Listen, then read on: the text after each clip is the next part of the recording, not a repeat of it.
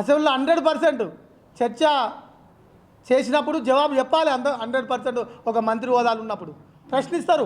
ప్రతిపక్ష ఎమ్మెల్యేగా ప్రశ్నించినప్పుడు జవాబు చెప్పలేక ఊగిపోయి అతని అనుచరులతోని ఇక్కడ ఒక ఓటమి కరీంనగర్ నగరంలో సీరియల్గా 4 సార్లు గెలిచిన ఎమ్మెల్యేగా, 2 సార్లు ఒకసారి కౌన్సిలర్గా, కార్పొరేటర్గా గెలిచిన 6 సార్ల ఓటమి ఎరగని నాయకుని దిష్టి బొమ్మను దానం చేయడం అంటే వాళ్ళు కాంగ్రెస్ నాయకులు ప్రభుత్వాలు ఉన్నారా ప్రతిపక్షంలో ఉన్నారా ఒకసారి ఆలోచించుకోవాలి. వాళ్ళు ప్రభుత్వాలు ఉన్నట్టయితే అనిపిస్తలేదు. కాబట్టి దాన్ని పూర్తిగా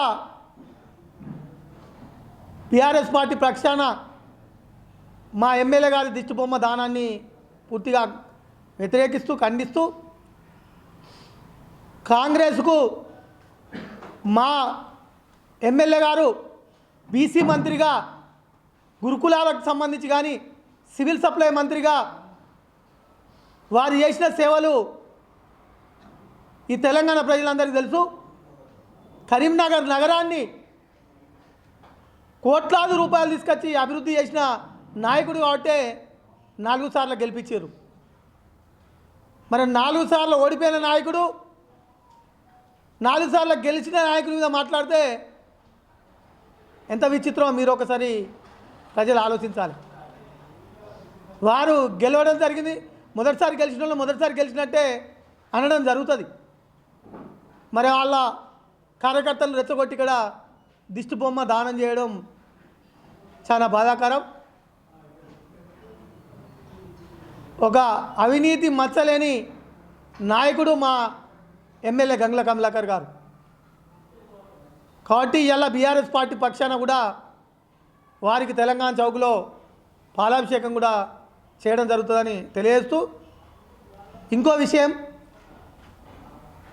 మాజీ మంత్రివర్యులు మా BRS party working president KTR గారిని కాంగ్రెస్ ప్రభుత్వం ఏర్పాటు నుంచి వెళ్ళి ఏదో ఒక ఆరోపణ చేస్తూ, ఓసారేమో కాళేశ్వరం ముచ్చట, ఓసారేమో భూముల కుంభకోణం అంటారు, ఒకసారేమో ఫోన్ ట్యాపింగ్ అంటారు, ఒకసారేమో సినిమా వ్యవహారాల్లో సంబంధాలు అంటారు.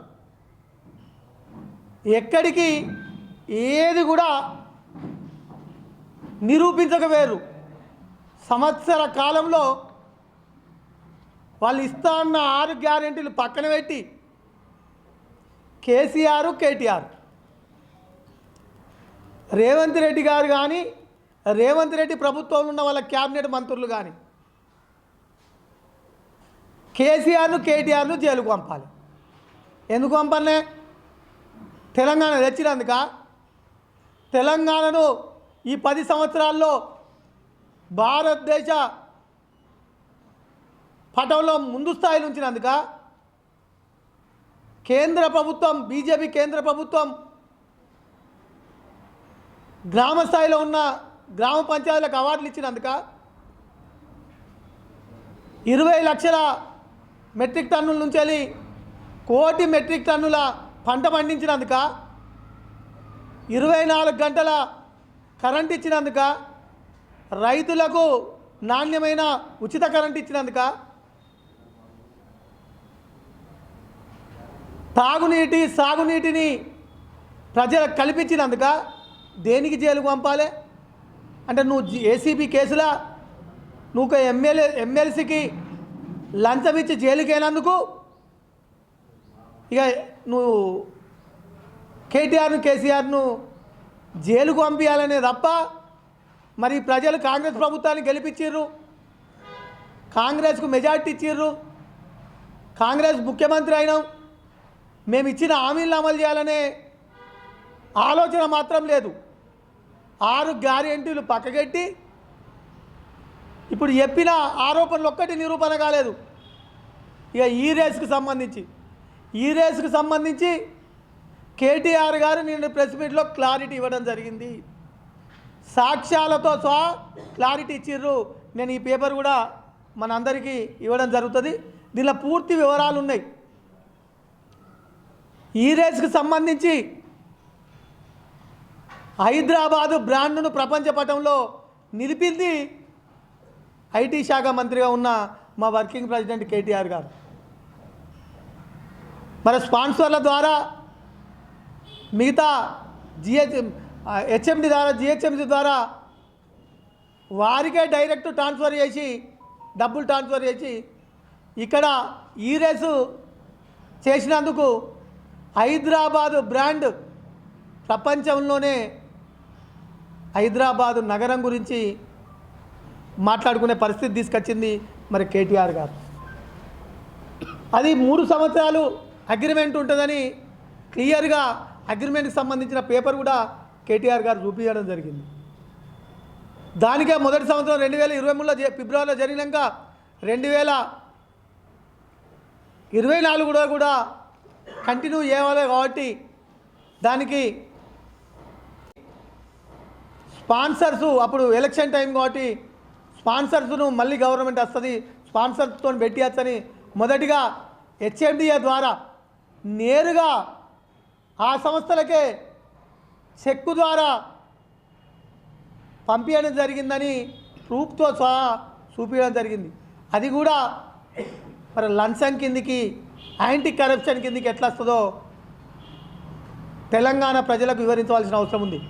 నిన్న కేటీఆర్ గారు కానీ ఇవాళ హరీష్ రావు గారు కానీ అసెంబ్లీలో మరి ప్రశ్నించడం జరిగింది. ముఖ్యమంత్రి గారిని ఈ రేసు గురించి ప్రత్యేకంగా చర్చ పెట్టుర్రి, తెలంగాణ ప్రజలకు తెలవాలి, దానిలోకి ఇట్లా బీఆర్ఎస్ ప్రభుత్వం తప్పు చేస్తే తప్పకుండా శిక్ష వహిస్తాం, కానీ ప్రజలకు తెలపకుండా ఒక ప్రభుత్వ పరంగా జరిగే కార్యక్రమాన్ని ఒక వ్యక్తిగతంగా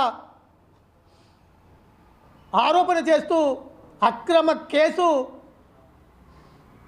పెట్టి కేటీఆర్ను జైలుకు పంపించాలనే ఆలోచన మానుకోవాలని రేవంత్ రెడ్డి గారికి బీఆర్ఎస్ పార్టీ ప్రక్కన హెచ్చరిస్తూ మరి చర్చకు పెట్టరు. చర్చకు పెడితే తెలుస్తుంది, తెలంగాణ ప్రజలంతా వీక్షిస్తారు, దానిలో ఏం తప్పు లేదు అంటే ఇవన్నీ చెప్పుకుంటూ వచ్చారు కదా, ఏడాది నుంచి వెళ్ళి చెప్పుకుంటూ వస్తుర్రు. అన్నీ వేయినాయిగా, ఇప్పుడు చెప్పిన కాళేశ్వరం వేయింది, భూమి దందాలు వేయినాయి, ధరణి కుంభకోణం వేయింది, ఫోన్ ట్రాపింగ్ వేయింది. దీనిలో ఎన్నో కూడా సంబంధం లేదు, దొరకరనే ఒక అక్రమ కేసు. విచిత్రం ఏంటంటే ఇంతకుముందు మున్సిపల్ సెక్రటరీగా అరవింద్ కుమార్ ఉంటాడు, ఇప్పుడు బలవంతంగా ఇప్పుడున్న ప్రిన్సిపల్ సెక్రటరీ దానకిషోర్తో కంప్లైంట్ ఇప్పిస్తారు. ఒక్కసారి ప్రజలు ఆలోచించాలి, ఆ ఐఏఎస్ ఐపీఎస్ అధికారుల మీద ఈ ప్రభుత్వం ఎంత ఒత్తిడి తెస్తుందని.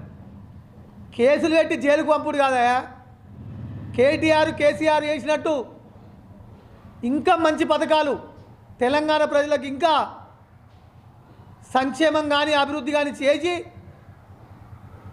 మా ప్రభుత్వానికన్నా ఎక్కువ పేరు తెచ్చుకోవాలని ప్రయత్నం చేసే ప్రభుత్వాలను చూసినా కానీ నేను కూడా జైలుకేనా లంచం కేసులా జైలుకు పంపాలనే ఆలోచన తప్ప ప్రజల సంక్షేమం గురించి ఆలోచించని నాయకుడు ఎవరన్నా ఉన్నారంటే ఇలా రేవంత్ రెడ్డి ముఖ్యమంత్రి. పూర్తిగా ఇంట్లో వివరాలు ఉన్నాయి. కేటీఆర్ గారు కానీ అరవింద్ కుమార్ గారు కానీ అప్పుడున్న ప్రిన్సిపల్ సెక్రటరీ మున్సిపల్ అడ్మినిస్ట్రేషన్కి సంబంధించి అన్నీ లీగల్గానే చేసిర్రు. అది కోర్టు కూడా ఎలా ఐఏఎస్లో ఐపీఎస్లో బెదిరించి కంప్లైంట్ ఇచ్చి కేసులు పెట్టేయవచ్చు. కానీ న్యాయస్థానం అనే ఒక న్యాయస్థానం ఉంది, ఆ న్యాయస్థానాన్ని తప్పకుండా ఆ న్యాయస్థానంలో మేము విజయం సాధిస్తాం. ఎటువంటి ఇబ్బంది లేకుండా కేటీఆర్ గారు ఒక కడిగిన ముత్యం వలె ఈ కేసు నుంచి బయటపడతారని తెలియజేస్తూ ఆ కేసును వెంటనే ఉపసంహరించుకోవాలని బీఆర్ఎస్ పార్టీ పక్షాన డిమాండ్ చేస్తూ కోర్టు అనేది ఒక ప్రభుత్వానికే ఉండదు. రాజ్యాంగంలో కల్పించిన హక్కులన్నీ కూడా ప్రతి వ్యక్తికి అవి అమలు చేసుకునే అధికారం ఉంటుంది. కోర్టులలో కూడా మేము విజయం సాధిస్తామని తెలియజేస్తూ, ఇప్పటికైనా కాంగ్రెస్ ప్రభుత్వం, రేవంత్ రెడ్డి ముఖ్యమంత్రి గారు కానీ,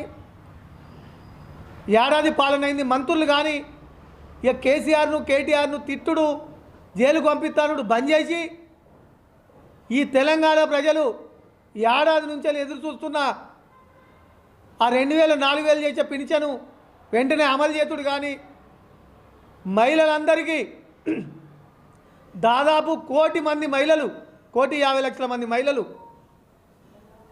2500 గురించి ఎదురు చూస్తున్నారు. వాటిని వెంటనే అమలు చేసుడు కానీ, మీరు ఇస్తా అన్న ఇందిరమ్మ ఇండ్లు వెంటనే ఇచ్చి మీ ప్రభుత్వ పనితీరును ప్రజలకు తెలపాలి తప్ప ఇటువంటి చేయొద్దని బీఆర్ఎస్ పక్షాన తెలియజేస్తూ, అది ఏసీబీకి సంబంధించిన కేసే కాదని మరొకసారి కూడా దమ్ముంటే ఇంకొక రోజు అసెంబ్లీ 2 రోజులు పెంచి ఈ రేసు మీద తప్పకుండా చర్చ పెడితే బాగుంటుందని బీఆర్ఎస్ పక్షాన తెలియజేస్తున్నాను.